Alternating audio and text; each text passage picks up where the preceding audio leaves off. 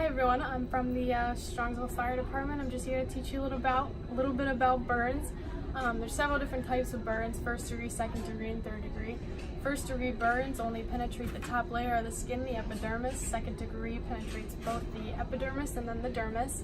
And the third degree burns penetrate the fat layer underneath the dermis, so the epidermis, dermis, and then the fat layer. A first degree burn, the symptoms of it: it's red, it's dry, it could be swollen. It usually heals within 2 to 3 days. It'll be sore for a little bit. A second degree burn is very similar, except it could scar depending on how severe the second degree burn is. Third degree burn could be black, brown, or yellow in color, and it usually will leave a scar, and it'll probably destroy nerves, so the area will actually be numb. So say you get a burn, whether that be a sunburn, a first degree or second degree burn. It's very mild. You can treat that at home. So say I got a sunburn, or I touch something hot, or some hot water gets on me. What you do is first you remove the clothing around the burn. Here's my burn. You remove the clothing. It doesn't want to be constricted or anything like that. Then second, you remove any jewelry or anything near it.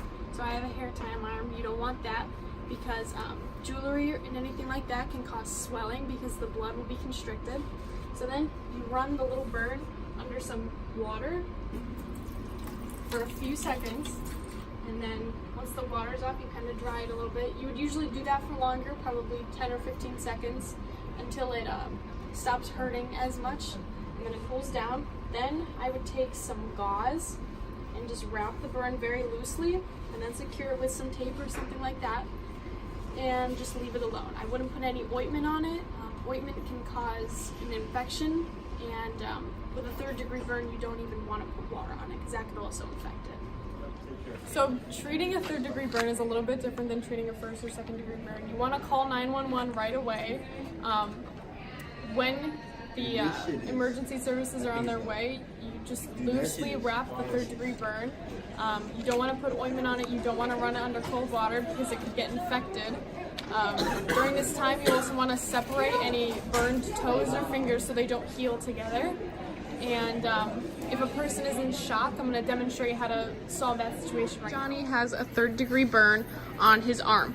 At this time, you want to elevate his feet 1 foot off the ground, and if he has a burn on his arm, you want to place it over his heart so the blood flow doesn't get to it. It won't swell if it's up on his heart. And if they have a facial burn, you want to sit them up. Johnny, could you sit up? If they have a facial burn, you want to have them sit up. At this time, the paramedics should be here, and they should take over. Third degree burns can be caused by several factors that are a little bit more extreme than first and second degree burns. Third degree burn could be caused from like a chemical burn, an electrical burn, being exposed to a hot object for too long. First degree burns and second degree burns are mostly sunburns and scalding water accidents.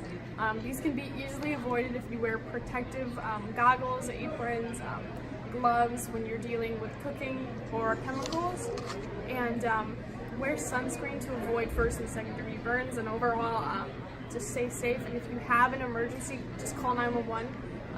If you know when to see a doctor, if there's an infection going on, if it's releasing pus or anything like that, if there's any undiagnosed symptoms that you're experiencing that are new after 2 weeks. If blisters don't heal by 2 weeks, you should see a doctor, even if it's what you think is a first degree burn.